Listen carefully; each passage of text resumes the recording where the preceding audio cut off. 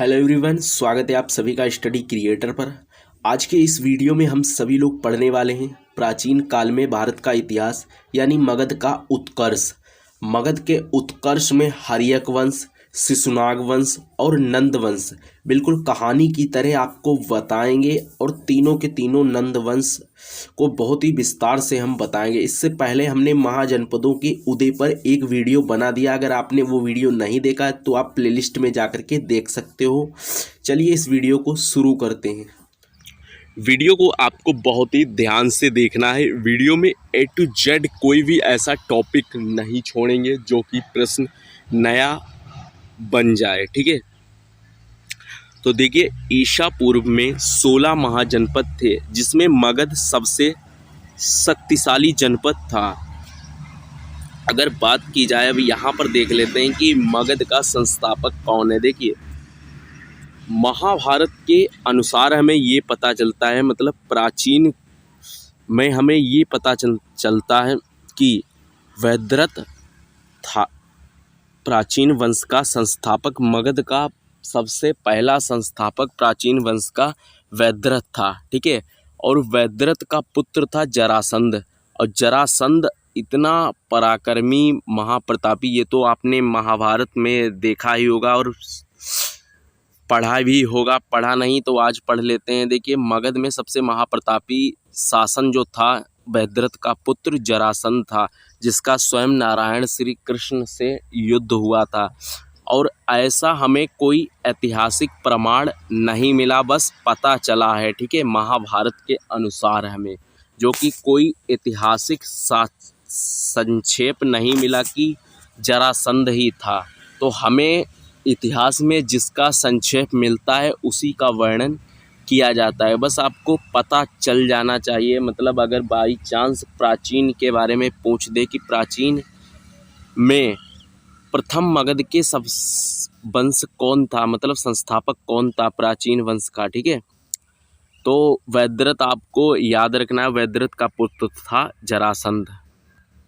और आज के समय में अगर बात की जाए तो यहाँ पर देख लेते हैं। देखिए, मगध शक्तिशाली क्यों था, अब उस पर हम बात कर लेते हैं। मगध के शक्तिशाली होने के बहुत सारे कारण थे, क्योंकि मगध कुछ ऐसे तटों पर जो बसा हुआ था जिसे अगर बाहरी सेना या दूसरे राज्य अगर उस पर हमला करना चाहते थे तो वो भी हमला नहीं कर सकते थे, क्योंकि मगध जो था वो ऐसे क्षेत्रों में बसा हुआ था जैसे कि विस्तरित उपजाऊ जमीन थी, ठीक है, जहाँ पर क्या होता था, व्यापार में बहुत ही ज़्यादा वृद्धि होती थी। जो कि दूसरे जनपद थे वो मगध की तुलना में बहुत ही छोटे हुआ करते थे, जिसमें एक ही प्रकार की सुविधा मिलती थी, दूसरे प्रकार की सुविधा वहाँ पर नहीं मिल पाती थी। और यहाँ पर देखो, प्राकृतिक सुरक्षा यानी वन क्षेत्र तथा हाथियों की उपलब्धि थी। जैसे कि क्या होता था कि मान लीजिए कहीं पर कोई सेना पर हमें आक्रमण करना है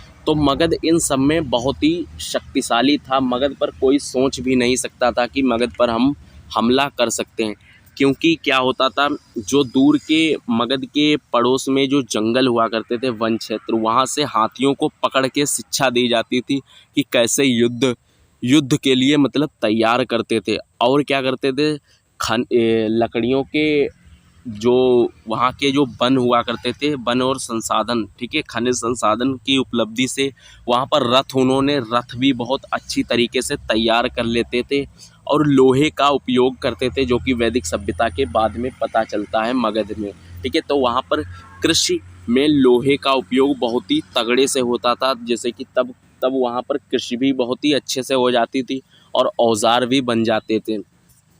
और धान की रोपाई की पद्धति का विकास, कुल मिलाकर यहाँ पर जो था, किसी चीज़ की कोई भी कमी नहीं थी, हर चीज़ मगध में उपस्थित थी, जो कि अन्य जनपद में देखा जाए तो उन सब चीज़ों की आवश्यकता वहाँ पर कम थी। एक चीज़ थी तो दूसरी चीज़ नहीं थी, लेकिन मगध में क्या था, ऐसी कोई चीज़ नहीं थी जिसकी मगध में कोई चीज़ की कमी हो। इसीलिए मगध सबसे शक्तिशाली महाजनपद था, ठीक है। देखिए, महाजनपद जो मगध साम्राज्य था, मगध साम्राज्य जो था वो शुरुआत के 3 वंशों में सम्मिलित था। जैसे कि अभी आप अगर कहीं पर सर्च करोगे तो वहाँ पर 5 भी आपको दिखा देगा, जो कि वो क्या दिखाएगा, वो मौर्य साम्राज्य को भी सम्मिलित कर देता है। हालांकि मौर्य साम्राज्य ने, चंद्रगुप्त मौर्य ने शासन तो मगध पर ही किया था, लेकिन उन्होंने कोई छोटा मोटा शासन नहीं किया था, उन्होंने एक बड़ा साम्राज्य बना दिया था। तो इसलिए उनका एक अलग से साम्राज्य बन गया था। ठीक है, और यहाँ पर ये 3 जो थे, हर्यक वंश, ठीक है, देखिए यहाँ पर देखिए हर्यक वंश थे, शिशुनाग वंश थे और नंद वंश थे। इनका छोटा छोटा सा वंश था जो कि ज़्यादातर नहीं चला। देखिए हर्यक वंश जो था वो 544 ईसा पूर्व से 412 ईसा पूर्व तक ही इनका साम्राज्य रहा। इसके बाद में 412 से 344 ईसा पूर्व था। 344 से और 324 तक नंद वंश का संस्थापक रहा। आपको अगर ये 544 से 412 ये समझ में नहीं आता है तो आप कमेंट कर सकते हो, इस पर मैं डिटेल से एक वीडियो बना दूंगा जिससे आपको सब कुछ समझ में आ जाएगा। अगर समझ में आ रहा है तो सब कुछ ठीक है। ठीक है, तो अब हर्यक वंश हम देख लेते हैं। हर्यक वंश में क्या था, देखिए हर्यक वंश में क्या था। मगध साम्राज्य की महानता का वास्तविक संस्थापक बिंबिसार 544 ईसा पूर्व से 492 ईसा पूर्व था। इसकी राजधानी गिरिव्रज थी जो राजगृह बन गई थी, जो कि हमें इतिहासकारों से, मतलब इतिहास से हमें पता चला है, जिसका पूर्णतया क्या मिला है, संक्षेप। ठीक है, बिंबिसार ने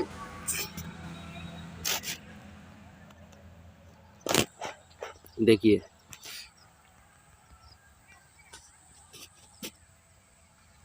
बिंबिसार ने वैद्यरथ ब्रह्मादत्त को हराकर अंगराज को मगध में मिला लिया था। ठीक है, 1 लाइनर प्रश्न है और कहानी भी इसी में सम्मिलित है, तो विस्तार से ध्यान से आपको पढ़ना है। मगध को मतलब मिला लिया था। ठीक है, इसके बाद में देखिए तीसरा, बिंबिसार ने राजगृह का निर्माण कर उसे अपनी राजधानी बना लिया। बिंबिसार ने राजगृह का निर्माण किया था और उसी को अपनी राजधानी बना लिया था, जो कि पहले गिरिव्रज थी और इसके बाद में राजगृह बन गई। ठीक है, बिंबिसार ने मगध पर करीबन 52 वर्ष तक शासन किया। इसके बाद में महात्मा बुद्ध की सेवा में बिंबिसार ने राजवैग जीवक को भेजा। अवंती के राजा प्रदोत जब पांडु रोग से ग्रसित थे, उसे समय बिंबिसार ने जीवक को उनकी सेवा में सुरभूषा के लिए भेजा था। ठीक है, इसके बाद में देखिए यहाँ पे बिंबिसार ने वैवाहिक संबंध स्थापित कर अपने साम्राज्य का विस्तार किया। इसने कौशल देश नरेश प्रसेनजनित की बहन महाकौशल से वैशाली के चेटक की पुत्री चेलना से तथा मंद्र देश की, जो कि आज मंद्र देश कहाँ पे स्थित है, आधुनिक पंजाब, मतलब आज के समय ये पंजाब में स्थित है, की राजकुमारी क्षेमा से शादी की। याद रखना है आपको, किससे शादी की, राजकुमारी क्षेमा, जो कि कहाँ की थी, मंद्र देश की। ठीक है, मंद्र देश की, और आज के समय में वो कहाँ पर है स्थित, पंजाब। ये है क्षेमा और ये है चालना की, चेटक की पुत्री चेलना। ठीक है, इसके बाद में देखिए 7वां देख लेते हैं। देखिए बिंबिसार की हत्या उसके पुत्र अजात शत्रु ने कर दी और वह 493 ईसा पूर्व में मगध की गद्दी पर बैठा। इसका उपनाम कुणिक था, जो प्रारंभ में जैन धर्म का अनुयायी था। ठीक है, जो प्रारंभ से ही जैन धर्म का अनुयायी था, मतलब जैन धर्म का समर्थन करने वाला। देखिए अजात शत्रु ने, ठीक है, अजात शत्रु ने 32 वर्षों तक मगध पर क्या किया, शासन, 32 वर्षों तक उस पर राज्य किया था। अजात शत्रु ने सयोंग मंत्री का नाम वर्षकार या वर्षकार था। इसी की सहायता से अजातशत्रु ने वैशाली पर विजय प्राप्त की। इसके बाद में देखिए 461 ईसा पूर्व में अपने पिता की हत्या का उद्यन मगध की गद्दी पर बैठा। ठीक है, अपनी पिता की हत्या का उद्यन मगध की गद्दी पर बैठा। इसके बाद में देखिए उद्यन ने पाटलिपुत्र की स्थापना की, पाटलीग्राम की स्थापना की। वह जैन धर्म का अनुयायी था, ये भी जैन धर्म का अनुयायी था। देखिए हर्यक वंश का अंतिम राजा उद्यन का पुत्र नागदशक था। ठीक है, हर्यक वंश का अंतिम राजा उद्यन का पुत्र नागदशक था। अब देखिए इसके बाद में देखिए शिशुनाग वंश आ जाता है। शिशुनाग वंश कब तक चला था? ये उसी का है, हर्यक वंश से ही संबंधित है। ठीक है, ये वही सब हैं, बस आगे इनका चलता रहा और ख़त्म होते रहे। देखिए शिशुनाग वंश कब से कब तक चला? 412 ईसा पूर्व से 344 ईसा पूर्व।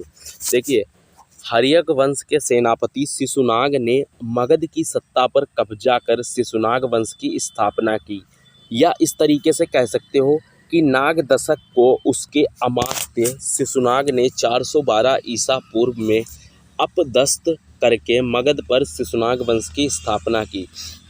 शिशुनाग ने अपनी राजधानी पाटलिपुत्र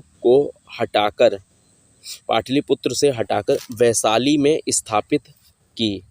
मतलब पाटलिपुत्र को हटाकर इस वैशाली में स्थापित कर दी थी।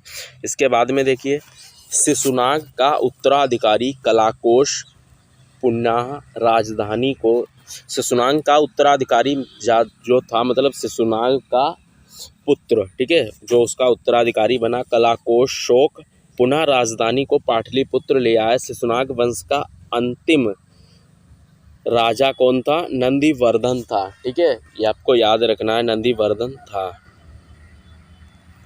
इसके बाद में आता है नंद वंश। ये सबसे खतरनाक जो था ये शासक, इसका पुत्र भी खतरनाक था और इसका अंतिम शासक भी बहुत ही ज़्यादा खतरनाक था। इसकी हम एक स्टोरी पर भी वीडियोस बनाएंगे जो कि आपको बहुत ही मज़ा आएगा सुनने में और आप कभी भूलोगे नहीं। तो इसमें भी हम थोड़ी बहुत स्टोरीज कवर करेंगे। देखिए ये था नंद वंश जो कि कब से कब तक चला? 344 ईसा पूर्व से 324 ईसा पूर्व तक चला। नंद वंश का जो संस्थापक था उसका नाम था महापद्मानंद था। ठीक है, महापद्मानंद को सभी क्षेत्रियों का नाश करने वाला भी कहा गया है। ठीक है, मतलब उससे सब डरते थे और वो सभी का नाश भी कर देता था। किस तरीके से? मतलब हमला कर देता था, उनके राज्य को जीत लेता था। देखिए इसके बाद में महापद्मानंद ने एक छात्र राज्य की स्थापना की तथा एक राट उपाधि धारण की। इसके बाद में देखिए नंद वंश का अंतिम शासक था धनानंद। इसी के शासनकाल में सिकंदर ने भारत पर आक्रमण किया था। इस पर अब हम डिटेल से अगली वीडियो में बात करेंगे कि सिकंदर का भारत पर क्या अभियान रहा है। देखिए इसके बाद में क्या हुआ था, इसे चंद्रगुप्त मौर्य ने युद्ध में पराजित किया और मगध पर एक नए वंश मौर्य वंश की स्थापना की थी। अब इसका क्या फंडा है ये भी हम आपको डिटेल में बता देते हैं। देखिए हुआ क्या था, जब धनानंद का शासन चल रहा था, धनानंद काफ़ी बड़ा साम्राज्य था जो कि मतलब काफ़ी, मगध तो शुरुआत से ही बहुत ही ज़्यादा बड़ा महाजनपद था और जो कि छोटे छोटे बहुत सारे जनपद हुआ करते थे। जब सिकंदर ने हमला बोला था जब भारत में घुसने के लिए, तो सबसे पहले नंबर में उसने वहाँ पर तक्षशिला में विजय प्राप्त कर ली थी। उसके बाद में वहाँ पौरस राजा से टकराया था। पौरस राजा बहुत ही महान राजा थे जो कि उन्हें सिकंदर हरा नहीं पाया था। सिकंदर ने वहाँ पर क्या कहा था कि अगर पौरस राजा ने कहा तुम मुझे मार तो सकते हो लेकिन मेरी सच्चाई और मेरे भारत के धर्म को कैसे तुम मार सकते हो। इसी कारण से सिकंदर ने सोचा कि मैं इसको मार कर भी क्या करूँगा, मेरी जीत में भी हार है और इसकी हार में भी जीत है। तो इसलिए वो वहाँ से वापस चला गया था। और ये सब हुआ कैसे था, देखिए जब सिकंदर शुरुआत से हमला कर रहा था तो पहले क्या हुआ था, पोरस और चाणक्य ने मदद के लिए पहले नंबर में धनानंद के पास में गए थे। तो धनानंद पहले तो इनकार कर दिया था। उसके बाद में चाणक्य एक बार फिर से गए थे तो धनानंद ने किया था कि चाणक्य की चोटी पकड़कर उन्हें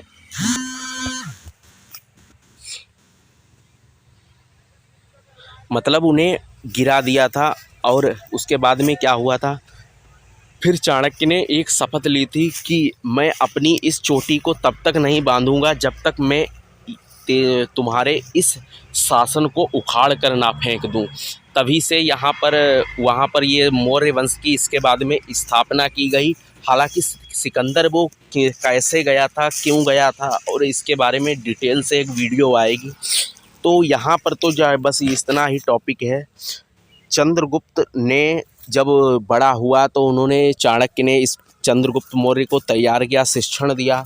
और उसके बाद में जब मगध पर हमला बोला था तभी युद्ध में चंद्रगुप्त मौर्य ने पराजित कर दिया था। और इसके बाद में आचार्य चाणक्य के द्वारा एक नए मौर्य वंश की स्थापना हो गई थी जिसे मौर्य वंश कहते हैं। डिटेल से अगली वीडियो पढ़ेंगे।